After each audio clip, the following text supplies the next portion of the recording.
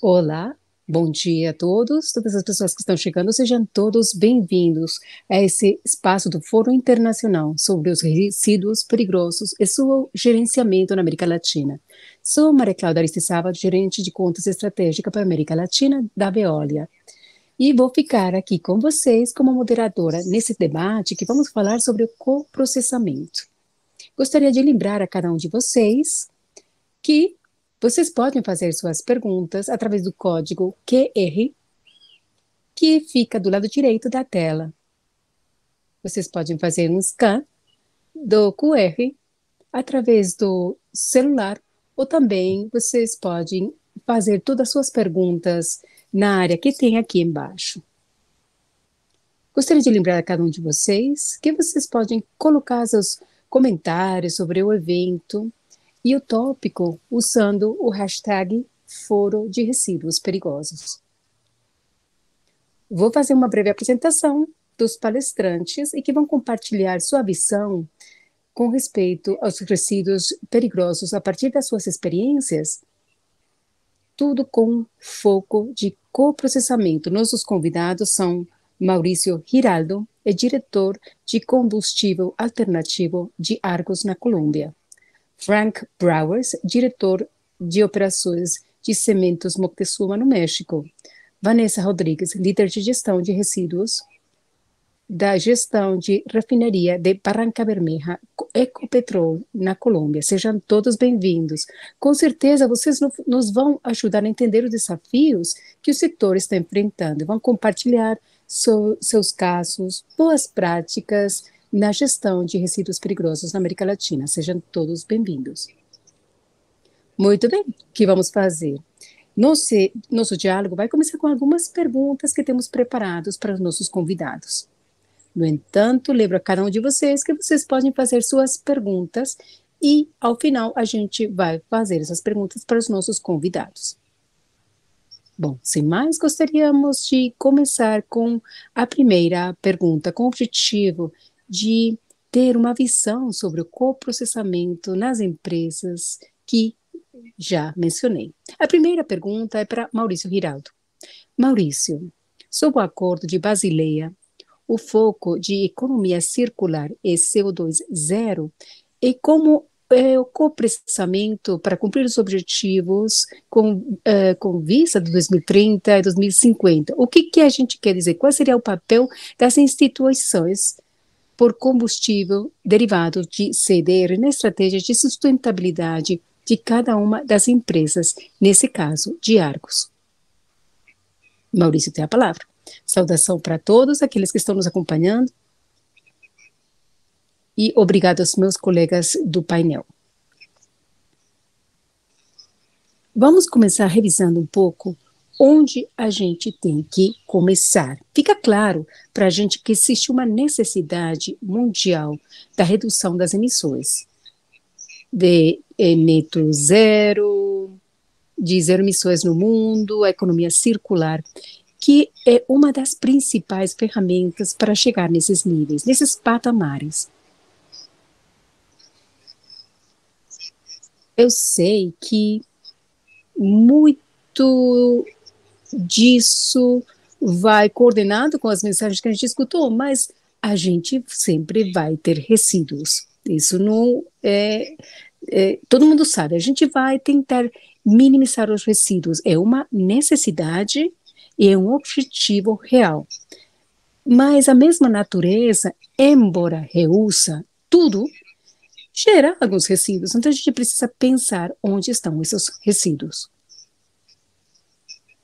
Quando a gente visualiza a partir de reduzir, reusar e reciclar, as 3 R's tradicionais, a gente maneja e vale a pena, tudo bem. Mas o que acontece com aqueles materiais que, devido à sua característica técnica, nível de poluição, ou condições do mercado mesmo, porque aquilo que é sustentável precisa considerar o mercado para que as coisas funcionem. Então, o que a gente faz com os resíduos?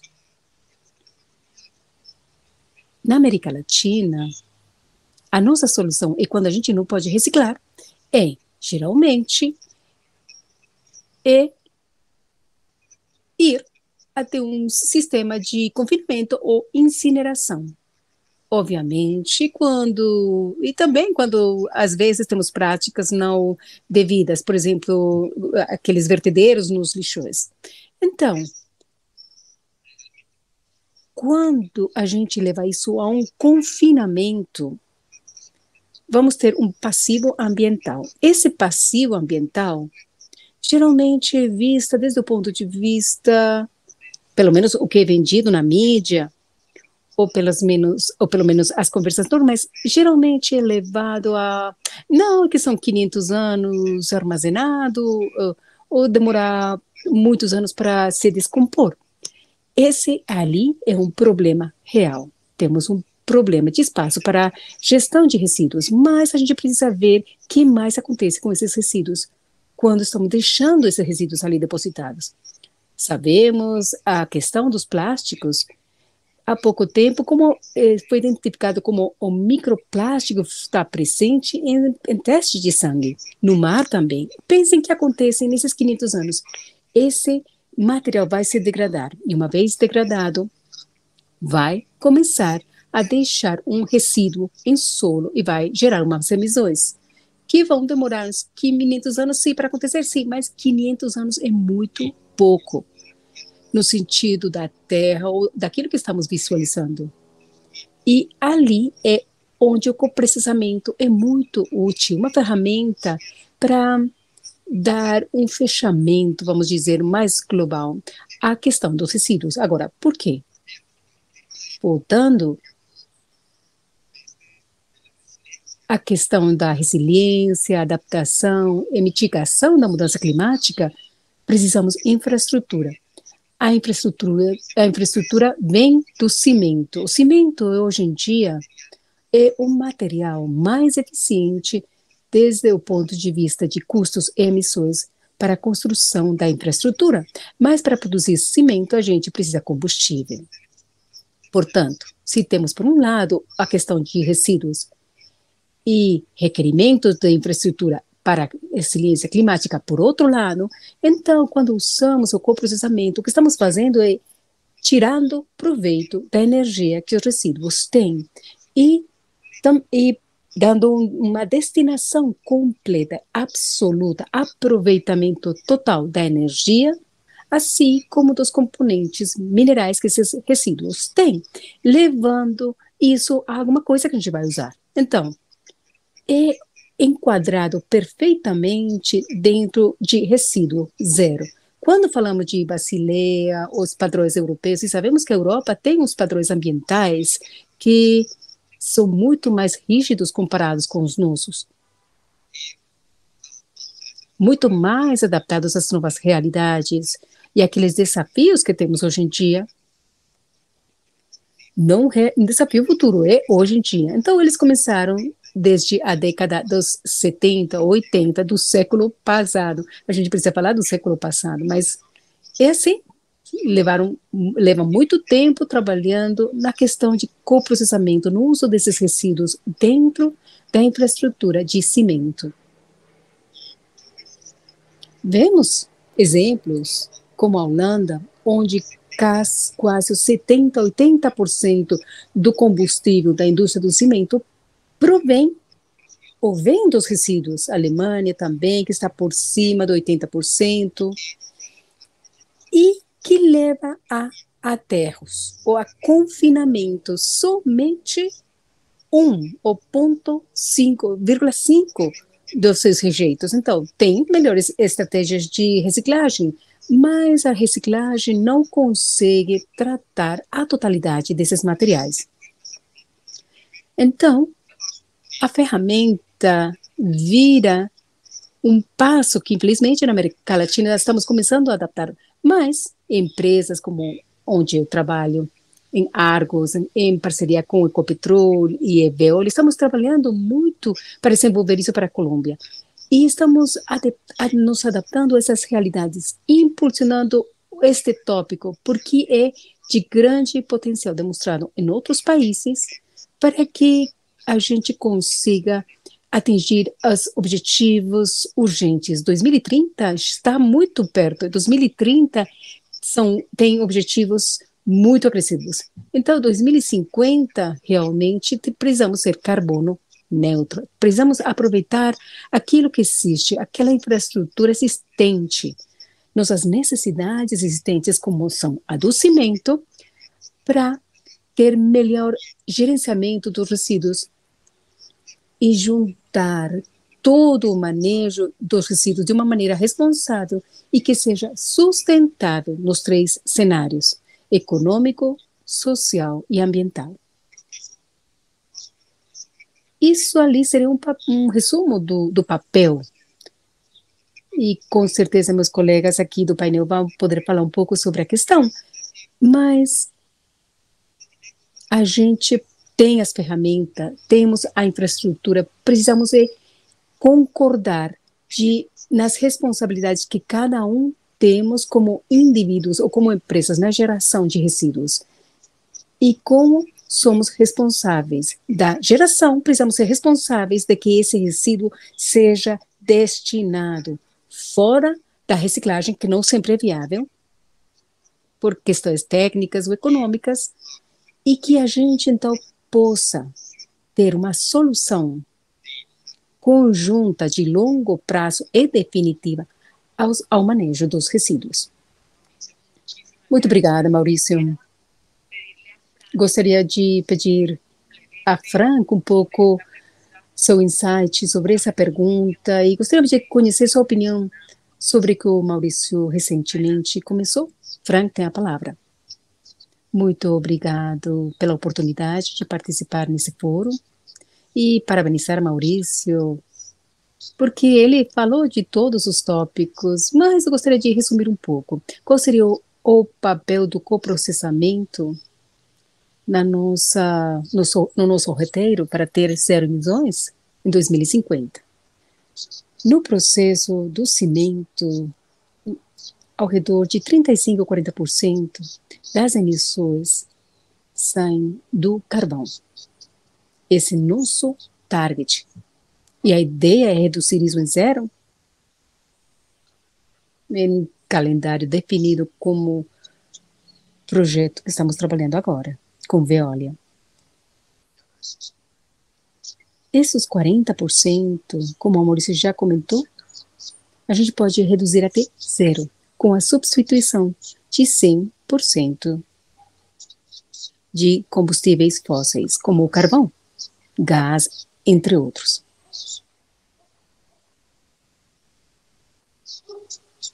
Estamos no mesmo percurso, trabalhamos com Global Cement Grid Association, com essas ambições, temos projetos em comum e compartilhamos boas práticas em todos os países, em todas as empresas, porque, ao final de contas, temos todos o mesmo objetivo a cumprir, que é cuidar o meio ambiente.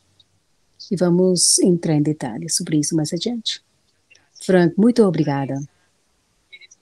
Vanessa, gostaria de fazer algum comentário sobre essa pergunta, que foi de grande interesse, uma vez estávamos construindo o segundo acordo de Basileia, o foco de economia circular e CO2 zero. Gostaríamos de escutar sua opinião, Vanessa. Bom dia a todos. Segundo Maurício e Frank já comentaram, eles já falaram de muitos tópicos, mas é muito importante considerar o seguinte, por que estamos fazendo isso? O objetivo é passar de uma economia linear. O mundo estava acostumado a que os recursos naturais eram infinitos. Essa era a nossa visão. Isso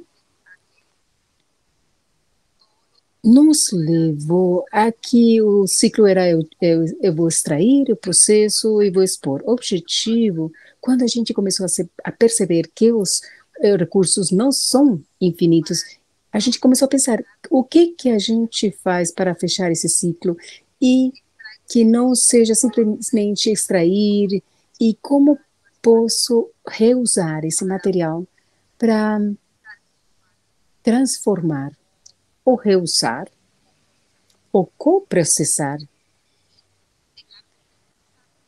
e reemplaçar isso por uma matéria-prima que não vou extrair. Então, esse seria o papel do coprocessamento. O que está acontecendo agora? Ecopetrol sempre tem trabalhado na questão de resíduos. Agora, como que a gente faz para fazer o melhor uso? Anteriormente, a gente simplesmente poderia prevenir a sua geração, ou vamos olhar como podemos usar nos nossos processos.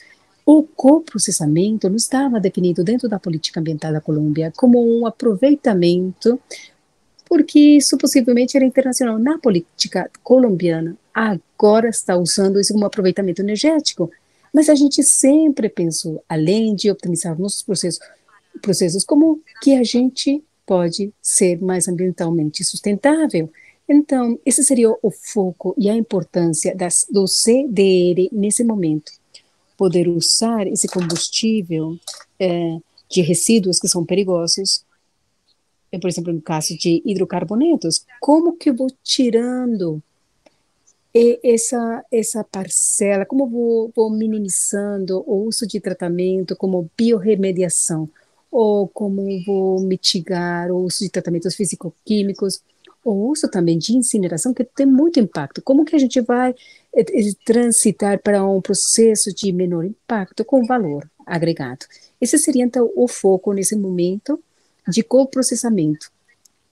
O fato de eu usar um resíduo para ser usado em outro processo para aproveitar esse recurso energeticamente e como matéria-prima, ou seja, isso dá muito apoio no cumprimento do desenvolvimento sustentável, número 12, que é garantir uma produção sustentável.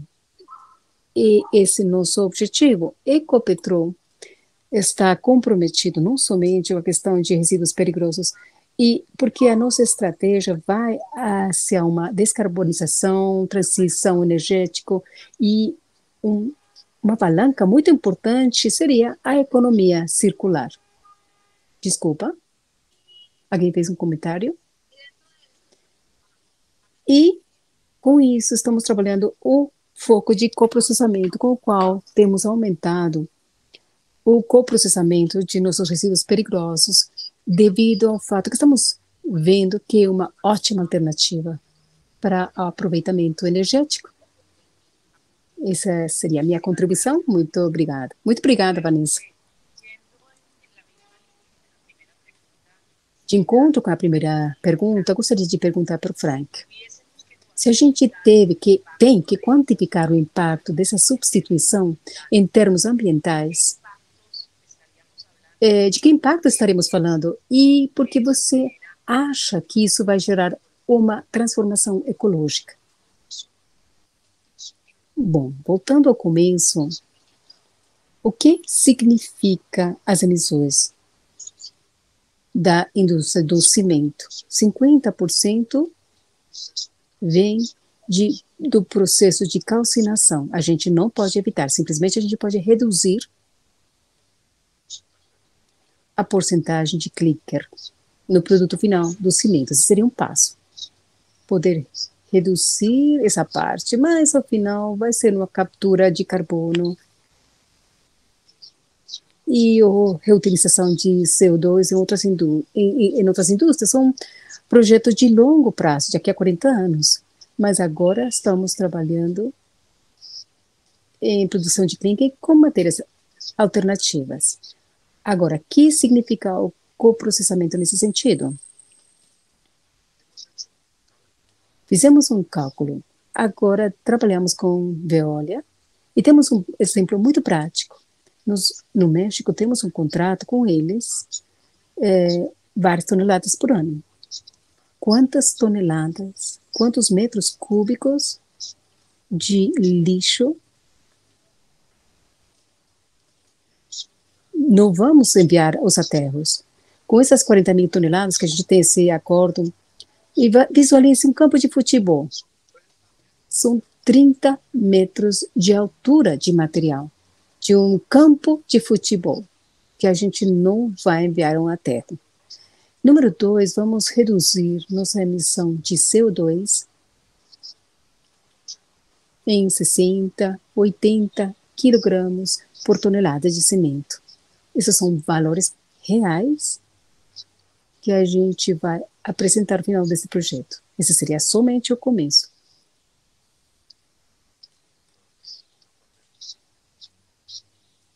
Eu vou falar mais adiante da fase 2025, onde vamos rever os objetivos, vai ser muito, muito além. Vai ser, na verdade, muito mais alto que um campo de futebol, como já mencionei. Muito obrigada. Acho que com essa resposta, vemos um impacto positivo sobre o planeta. E com essa pergunta, o que a gente quer ver e como todas essas iniciativas têm um impacto muito positivo sobre o planeta, no planeta, né? Maurício, você tem algum comentário sobre essa pergunta? Ficou claro que o Frank já mencionou. Gostaria de simplesmente dizer que nem sempre vemos o impacto do resíduo sobre as emissões. As emissões ficam claras no setor transporte, também são claras as emissões do setor industrial. Mas a gente não estabelece tão claramente o impacto das emissões no setor de resíduos. E eu, por exemplo, tenho uma visão que é a seguinte: não posso imaginar os arqueologistas do futuro olhando essas torres imensas em concreto de confinamento, e quando eles vão abrir, como se fossem as pirâmides de Teotihuacan, no México, então eles vão abrir e comecem a achar que monte de coisa lá dentro dessas torres de concreto. Isso vai ter um efeito, e a gente não está visualizando esse efeito. As emissões geradas devido à descomposição dos materiais orgânicos e os aterros têm uma porcentagem quase que comparável com o setor transporte. O coprocessamento é uma ferramenta para enfrentar isso. Nossas leis não estão sempre alinhadas com esse tipo de coisas, porque, infelizmente, existem muitos motivos, mas se a gente contabiliza isso, a gente percebe que o coprocessamento não somente é uma redução no nosso processo, mas também no ciclo de vida completo. E vamos ter um impacto muito importante na nossa sociedade. Vamos ter um impacto ao futuro que vai ser maravilhoso se a gente tira essas emissões que estamos visualizando em outros setores, porque nosso processo é altamente controlado, tem umas temperaturas, umas condições ideais que vão evitar a emissão de metanos, dióxidos de carbono, gases que são altamente contaminantes. Então, tomara que a gente conseguisse ver todo o processo inteiro.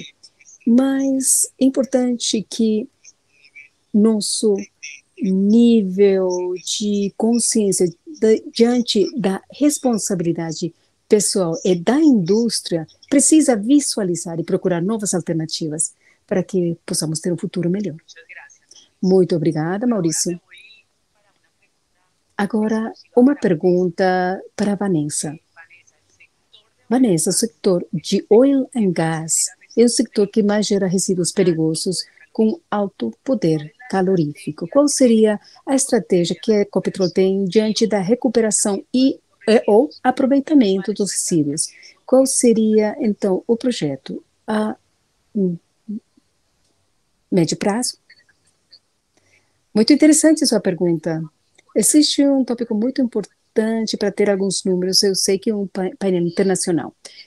Sim, em 2019, 51% dos resíduos gerados na Colômbia, falando de resíduos perigosos, foram resíduos impregnados de hidrocarbonetos ou resíduos oleosos, que vêm do setor minero-energético, não somente de Ecopetrol, mas de todo o setor dentro do país.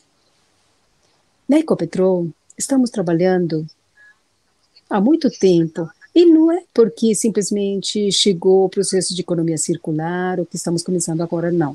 A gente está trabalhando há muito tempo nesse mesmo processo, em como a gente pode prevenir a geração. Mas se eu não posso prevenir a geração, como que eu faço para reusar ou para reciclar ou como aproveito e como vamos tirando essas parcelas que estava já começando. Nesses momentos, a gente olha isso ao médio prazo, curto, médio e longo prazo. E por que que a gente não estava fazendo isso antes? E porque a gente tem uma visão diferente. É porque as leis são muito importantes. Até o momento, somente tínhamos uma licença para fazer uma destinação dos resíduos segundo as entidades licenciadas. A gente não tinha opção, pelo menos com as novas políticas, a gente não tinha uma opção de poder reusar nossos resíduos em outros sectores, ou pelo menos ver como poderíamos reusar um resíduo nosso como matéria-prima de outro, sem que esse tivesse uma licença ambiental definida somente para isso. Nesse momento, com toda a questão de economia circular, está chegando um mundo completo para esse processo. Então, como primeiro passo, como Ecopetrol, o que a gente está fazendo? Como estamos usando destinação, tratamento, fazendo outro tipo de aproveitamento. Isso que estamos fazendo agora com coprocessamento. Na refinaria de Barranca, passamos de um aproveitamento de 6% ano passado e chegamos a um aproveitamento de 21% dos resíduos. E a projeção para esse ano, tendo um coprocessamento com um aproveitamento, é precisamente chegar a um 90% de aproveitamento dos resíduos somente através de coprocessamento. E também usando as borras de óleo que tem muito valor energético. Estamos trabalhando, recuperando, reduzir, reusar. É um trabalho continuado. E o que que a gente fez? Bom, vamos identificar quais seriam os resíduos que mais geramos e que a gente pode usar e aproveitar. E no médio prazo, estamos revendo algumas alternativas de lodos, por exemplo, nas estradas, que estamos fazendo com o Ministério, com a academia, estamos revendo também o aproveitamento de lodo em coque, estamos reavaliando o processo de para todos esses tipos de resíduos, mas também estamos vendo como podemos reusar. Temos diferentes tipos de resíduos, ou seja, que são catalisadores. São catalisadores que já usamos, mas como a gente aproveita esse catalisador em outros processos, ou como a gente pode reusar isso em outro processo interno, não somente como refinação, porque eu trabalho nessa indústria em refinaria, mas em produção. Como, será que eu posso usar como solvente, absorvente? Será que eu posso ser catalisador para a recuperação de metais? Ou será que eu posso usar para regeneração de catalisadores em outras coisas? É isso que estamos fazendo com todos os resíduos. Na Ecopetrol, estamos trabalhando precisamente nossa estratégia para ir subindo na plataforma, no triângulo, chegar ao topo. Como vamos tirando a destinação, como estamos tirando os tratamentos e como a gente começa a trabalhar no aproveitamento, que seria o primeiro passo, seria o processamento, e como continuamos no reuso desses materiais e como podemos reusar esses materiais ou aumentar a reciclagem dos mesmos. E como podemos prevenir, trabalhamos muito nessa área de prevenção. Se a gente olha no futuro, meio prazo, curto, meio longo prazo, bom, a gente já tem um percurso na implementação de coprocessamento, que seria um primeiro passo, mas sempre estamos trabalhando em como vamos fazer para melhorar a circularidade dos nossos resíduos e tudo aquilo que está chegando com as novas políticas ambientais, como podemos fazer projetos pilotos a nível nacional para aproveitar esses resíduos e que não sejam resíduos e que, melhor, sejam subprodutos e aproveitar esses subprodutos em outros processos de produção. Ou seja, tudo é economia circular. Vanessa, muito obrigada. Sempre é um prazer te escutar. A gente aprende muito com você. Eu te conheço há mais de 10 anos e A cada vez que eu escuto você falar, sempre eu aprendo uma coisa nova. E junto com vocês temos feito coisas muito importantes na procura dessa transformação ecológica. Muito obrigada. Uma outra pergunta para o Frank e para Maurício.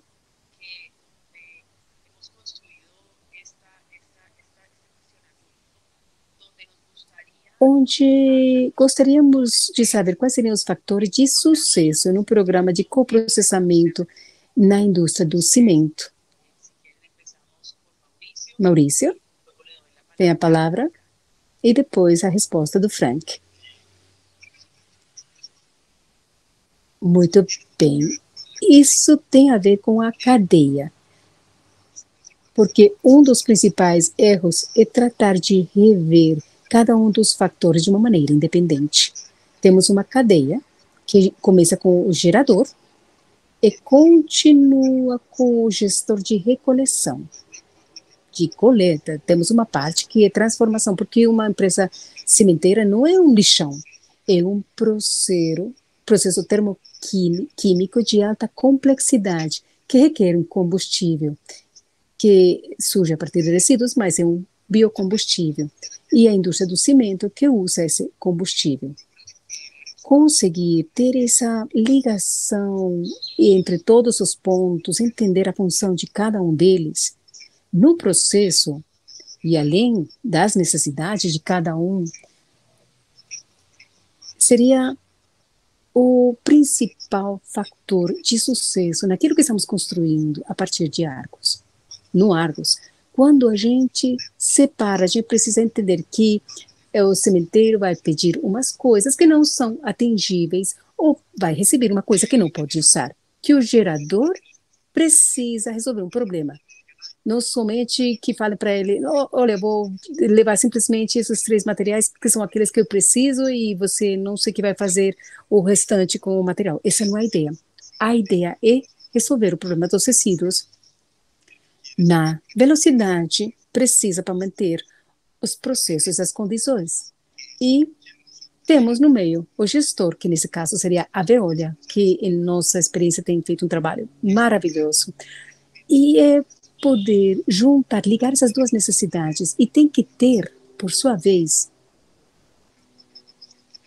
uma programação que permita fazer uma transformação de um processo que anteriormente era geralmente só de transporte, agora precisamos que seja um processo industrial.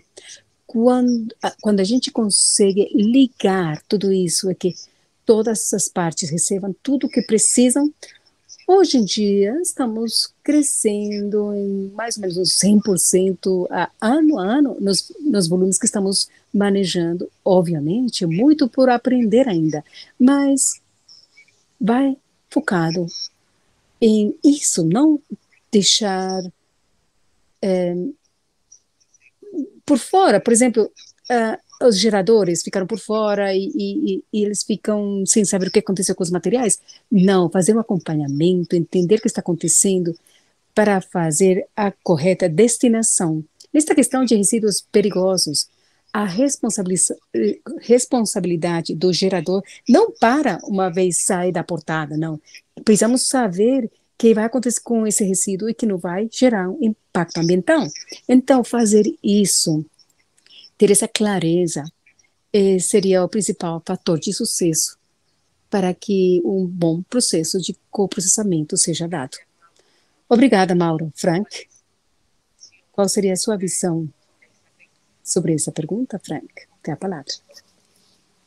Concordo com Maurício. É a porcentagem de substituição.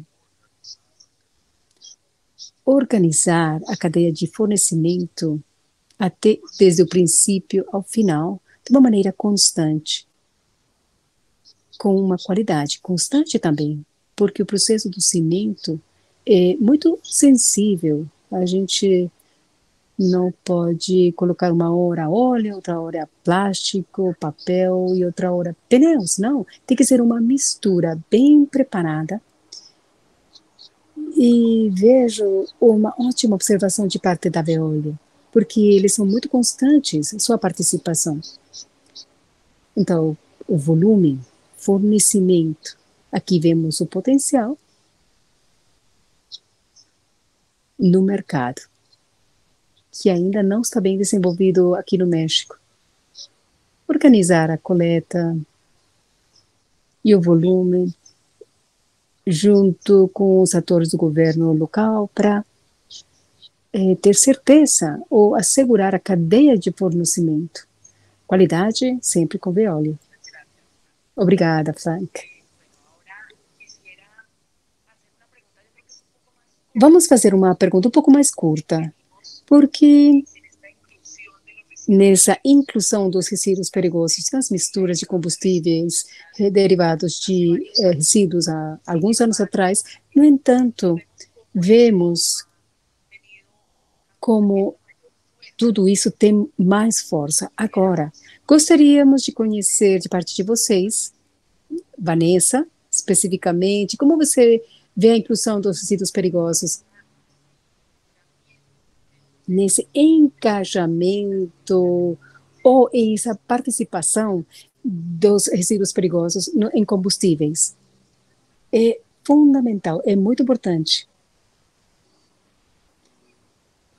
Os resíduos da indústria, nossa, são resíduos de alto poder calórico, então é um calorífico, então é um complemento para fazer uma mistura perfeita, que aquilo que se precisa, segundo o Frank e Maurício estavam comentando, para você ter a mistura que cumpra com as condições, vai ser muito mais fácil, incluindo nossos resíduos, precisamente porque em outras indústrias tem outras características que precisam, mas na nossa tem o poder calorífico, que seria um complemento perfeito para aquilo que vocês precisam eh, involucrar. E vamos minimizar o impacto ambiental. O fato de eu poder fazer a destinação através de um coprocessamento, que é aproveitamento energético, e que eu possa tirar a questão de confinamento, incineração, é uma melhora para o meio ambiente, falando sobre impacto. Portanto, eu acho que seria muito importante desde esse ponto de vista. Obrigada, Vanessa. Maurício, algum comentário sobre a inclusão dos resíduos perigosos nas misturas de combustíveis derivados de resíduos? Sim. Vanessa usa um termo que eu gosto muito e é complementar, porque falando do volume e da qualidade que o Frank já mencionou, é uma realidade. A gente precisa de um combustível. A gente precisa entender que cada tipo de material, cada tipo de resíduo vai trazer alguma coisa para a mistura. Tem uma coisa boa, outra coisa que não é tão boa. O resíduo da indústria do hidrocarboneto tem valor calórico, mas ao mesmo tempo tem metais pesados, que no processo do cimento é complexo. Existem materiais, por exemplo, a estabilidade do nosso processo é necessária, sem combustível que tem uma ótima estabilidade, mas que não tem o poder calórico para atingir os objetivos. Então, o resíduo perigoso contribui na mistura, muito bem, mas ao mesmo tempo tem suas complexidades. E, portanto, o papel da Veolia é muito importante e é vital para poder ter os volumes, as condições de poder calórico. O resíduo perigoso é uma ferramenta ótima para contribuir no processo e, ao mesmo tempo, vai trazer algumas questões que a gente precisa manejar, mas que, se a gente faz o trabalho bem feito, é uma ótima contribuição, grande contribuição para o meio ambiente. E as sociedades, porque é perigoso, porque tem umas condições, e se a gente não dá a destinação correta, vai ter um impacto ambiental. Maurício, muito obrigada. Uma pergunta para os três.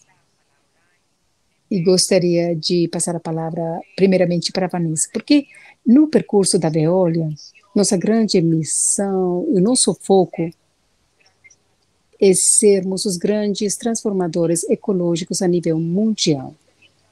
Estamos trabalhando junto com parceiros como Moctezuma, Argos e o Ecopetrol nesse processo, com foco de melhor uso dos recursos, segundo a Vanessa mencionou. Portanto, gostaria de convidar a cada um de vocês para que compartilhem conosco qual seria esse impacto, a experiência de trabalhar com a Veolia como um parceiro estratégico na sua visão de longo prazo. Gostaria de passar a palavra para a Vanessa, depois Frank, e depois para Maurício. Muito bem, Veolia.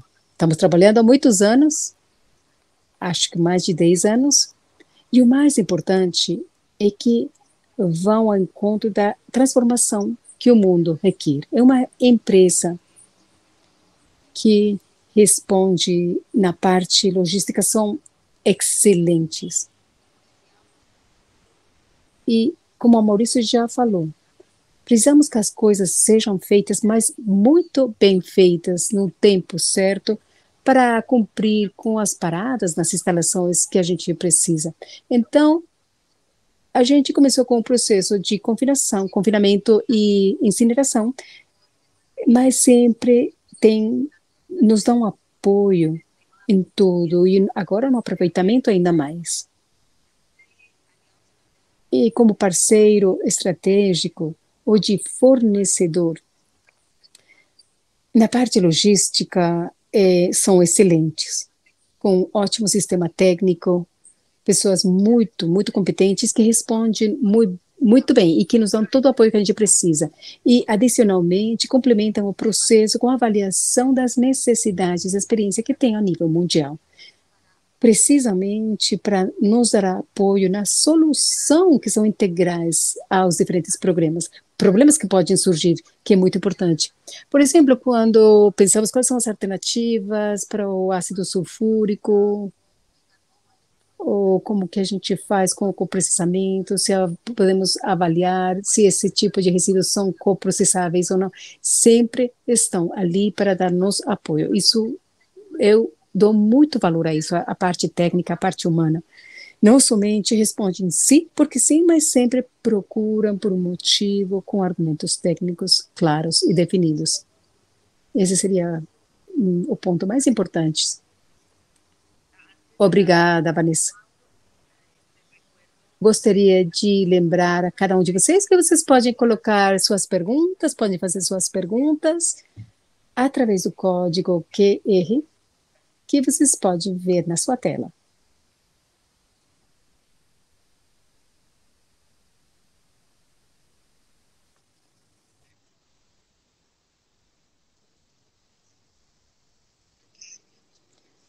Bom, que eu posso dizer diante da Veolia, da questão Veolia? A gente começou na Colômbia um processo que é complexo, porque a Colômbia não tinha essa experiência. Trazimos nossa experiência provinda de outros países, mas começar a desenvolver a cadeia e, e começar a entender todos os setores, a partir do gerador até a fábrica, isso gerou uma simbiose muito importante e um contato que é necessário. Outra coisa que eu acho que é muito relevante é a capacidade logística que a Veolia tem, nos permitiu estabilidade e volume, ou seja, captar o suficiente para poder produzir um bom combustível. Mas, definitivamente, o mais importante é que temos uma relação de confiança. Não temos tantos anos de experiência comparados com a Ecopetrol e com a Vanessa, mas são 8 anos trabalhando juntos. E é isso, construir essa relação, essa confiança. Essa relação que permite estruturar um processo continuado de melhoramento na procura de uma solução que vai ser benéfica para as 3 partes que estamos aqui sentadas, assim como para o país inteiro. Muito obrigada, Mauro. Frank, tem a palavra? Bom, a gente está se conhecendo agora, mas eu conheço muito bem a relação que você tem com nossa equipe em Veolia, no México. É um percurso de muito aprendizado e gostaria de ouvir sua experiência. Bom, somos uma família, na verdade. Crescemos juntos com os aprendizados e os problemas. Conheço a Veolia como empresa internacional há mais de 15 anos e são maravilhosos. Agora começamos, estamos um pouco no nível limitado. Temos um ano de coprocessamento, mas temos planos claros, modificações técnicas em nossas instalações para atingir o objetivo de 40 mil toneladas em 3 anos. E estamos comprometidos em ampliar a capacidade até 60, 80, 100 mil toneladas por ano, porque o limite técnico da nossa planta é muito alto e tenho toda a confiança na Veolia, na parte técnica humana. Mas a gente precisa testar um pouco ainda o mercado. Concordo, sim. A nossa relação é muito familiar, muito próxima. E trabalhamos juntos. É uma parceria de win-win. Obrigada, Frank. Esse aqui foi um espaço maravilhoso, um diálogo maravilhoso. Estou aqui revendo as perguntas. Eu acho que a maioria das perguntas já foram respondidas durante o painel, mas gostaria de fazer as perguntas mesmo assim. E não sei se nessa primeira parte, não sei se Maurício pode simplesmente responder algumas, embora eu acho que já foram todas respondidas. Vamos ver. A primeira pergunta é a seguinte: quanto reduz as emissões de CO2 na produção do cimento? Quanto se reduz em emissões de CO2 a produção de cimento? Isso é muito importante. A gente precisa rever e depende muito da metodologia aplicada, porque infelizmente não temos clareza. Se vamos pegar, por exemplo, cenários mais conservadores e dependendo do tipo de combustível, poderia ter uma redução por unidade de energia empregada que supera o 20%. No entanto, quando começamos a revisar e fazemos análise para vários tipos de combustível, a cadeia completa do resíduo, a redução pode ser até 100%, ou seja, combustíveis na qual a emissão é zero e não vai ter emissões associadas, porque estão sendo reduzidas com outra estratégia usada. O que a gente pode fazer? As condições ideais, podemos dizer que podemos levar as emissões associadas ao uso de combustível a zero, ou seja, cada unidade energética de combustível alternativo não representa umas emissões e, portanto, nos leve a esse carbono neutro, que seria o nosso objetivo no mundo. Obrigada, Mauro. Uma outra pergunta para Frank. Qual seria o maior desafio para a empresa em emissões à atmosfera ou qualidade do produto ou processo a controlar? Quando são integrados os RP como combustível alternativo, e qual seria a redução em emissões de CO2, que já foi respondida pelo Mauro. Qual seria o maior desafio para a empresa em emissões à atmosfera ou qualidade do produto ou processo a controlar quando são integrados os RP combustível alternativo? Se a gente planeja a substituição com os resíduos perigosos,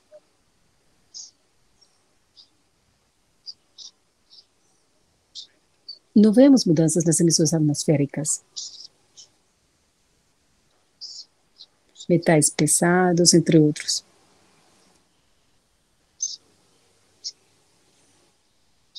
Fizemos testes com essa substituição e não temos um impacto atmosférico negativo. Negativo. Também não temos impacto negativo no processo do cimento, porque a qualidade é muito estável. Existe um cálculo do Global Cement Concrete Association que a gente usa e a gente mede em redução de emissões de CO2, quilograma por tonelada de cimento. Pode ser até 100 quilogramas por tonelada de cimento. Obrigada, Frank. Mauro, você tem algum outro comentário? Não, eu acho que o dado é bem preciso. O desafio é somos um processo termoquímico de alta complexidade, continuado o processo. Infelizmente, somos vistos, quando falamos de coprocessamento, que estamos vendendo lixo. Não, não é assim. Isso aqui não é lixo. A gente não é uma terra. A gente precisa ter um combustível. Esse combustível tem que ter as condições ideais para que seja combustível, para manter a continuidade do processo. Portanto, entender isso e o que a gente conseguiu com a Veolia, essa estrutura que nos permite passar do resíduo ao combustível derivado do resíduo. Tem uns custos, umas dificuldades, um conhecimento do processo para poder usar. Esse seria o principal desafio. E outro é também entender que, como nós somos uma terra sanitária, não é dizer vai ler lixo que a gente vai receber, não. O processo tem um custo. O processo não é simplesmente vou começar a vender lixo, porque você vai usar o lixo. Não, não é assim. Porque não poderíamos realmente fazer a transformação. E no momento que a gente paga por lixo, se incentiva a subgeração que a gente não quer. E número 2, a gente precisa entender que vai ser mais oneroso comparado com os combustíveis básicos que a gente usa. E nesse caso não seria sustentável. Esses seriam os principais desafios. Existem também desafios técnicos, mas é isso que estamos fazendo, aprendendo. E a conscientização, a questão da educação, e onde sempre vamos ter o desafio e trabalhamos consistentemente, e gosto muito desse espaço para isso mesmo. Mauro, outra pergunta para você. Fala sobre os controles no coprocessamento, e a pergunta é a seguinte: como se fazem os resíduos que são metais pesados? Quais seriam os controles que as empresas de cimento fazem com respeito a esse tipo de resíduos? Temos, então, duas coisas. Número 1, metais pesados. Existem alguns metais que podem gerar problemas no cimento. Vão atrasar seu processo de secagem. Então, a gente precisa manter controles de alto nível. O que é bom do cimento no processamento? É que temos um cristac, uma estrutura, e os metais pesados vão ser inseridos nessa caixa que é a nível químico. Temos estudos na Europa de 20 e 30 anos que esse metal pesado nunca vai sair da estrutura cristalina do concreto. Então, a gente está encapsulando de uma maneira muito eficiente um processo químico. Por esse lado, temos isso. Obviamente, temos água montante, precisamos controlar os processos. Na questão dos clorados, o ideal seria a destruição. Isso aí é um problema para o processo, não tanto nas emissões. porque os nossos níveis de temperatura vão destruir a produção de oxinas e furanos, mas é um problema para o processo. Então, a gente tenta excluí-los para que eles não entrem, ou tentamos manter em uns níveis nos quais, nas nossas estratégias de processo, que vão incluir o que chamamos de bypass, que extrai dentro do processo um pouco do material carregado com esse cloro e levá-lo a uma destinação através dos meios adequados. Então, temos estratégias de controle, mas chega aqui a questão da formulação e, de novo, é um processo termoquímico, com controles de processo altamente rígidos que nos ajudam a manejar e fazer o encapsulamento e o manejo correto. Muito obrigada. Uma última pergunta para a Vanessa. Vemos que a Ecopetrol está liderando grandes iniciativas ambientais diante da geração de resíduos perigosos. Como vocês estão comunicando todas essas estratégias para o país? Enquanto a comunicação, temos a estratégia recentemente divulgada, 2040, no qual estão incluídos todos os processos. Estamos trabalhando também junto com o Ministério do Meio Ambiente, e nessa parte técnica, e todos estes são estudos que estamos incluindo atualmente, e, por exemplo, aproveitamento com ACP, estamos trabalhando com aproveitamentos diferentes e com diferentes segmentos, com diferentes linhas de processo, para comunicar ou divulgar no seu momento. Alguns desses processos em estudo. E como estão em estudo, uma vez a gente tem os resultados, vamos começar o processo de implementação.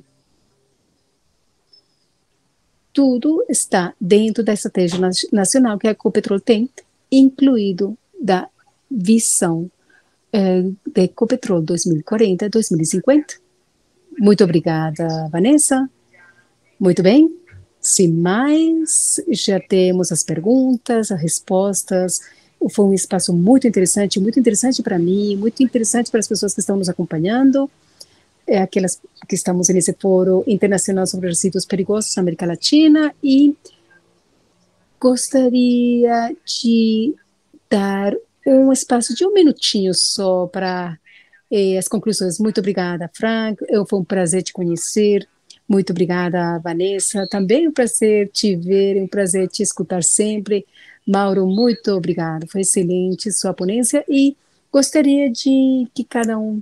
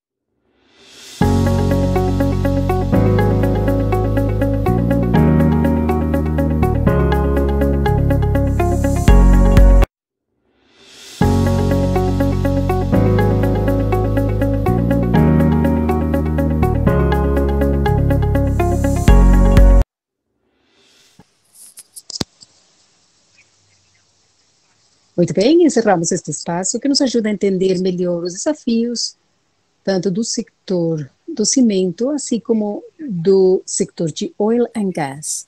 Especialmente nos ajudou a ver todas essas iniciativas, ações que Argos, Moctezuma e Ecopetrol estão fazendo para gerar menor impacto dos resíduos considerados como perigosos. Foram muitos insights compartilhados e gostaria de agradecer a cada um de vocês pelo espaço. A gestão de resíduos perigosos como pilar é fundamental para enfrentar estes importantes objetivos que as empresas têm e que nos mostram a Veolia como trabalhar junto com as empresas sobre a clareza das suas políticas, desafios ambientais. Isso é muito importante para a gente. De novo, gostaria de agradecer a Frank, Vanessa e a Maurício. Foi um prazer estar aqui com vocês, escutar a cada um de vocês e, com certeza, todo mundo curtiu. Lembrem que ainda podem participar nas redes sociais, contando um pouco sobre os aprendizados, experiências que o espaço de coprocessamento deixou, usando o hashtag Foro Resíduos Perigosos. Muito obrigada e a gente se encontra pronto. Muito obrigada. Até mais.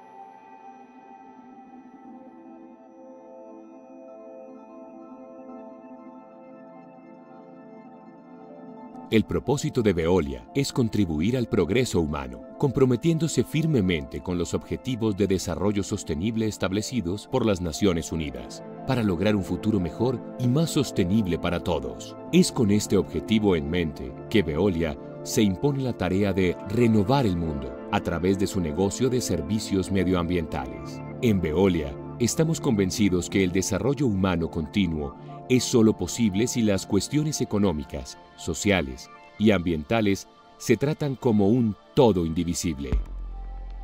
Esta creencia está incrustada en la historia de la empresa, la cual, tan pronto como fue creada en 1853, mostró el camino creando acceso para el agua potable, un elemento esencial de la salud pública y la calidad de vida. En la conducción de nuestros negocios actuales de agua, residuos y energía, brindamos soluciones a nuestros clientes públicos y privados en todo el mundo para que faciliten el acceso a los servicios esenciales y recursos naturales y que eficientemente conserven, utilicen y reciclen esos recursos naturales.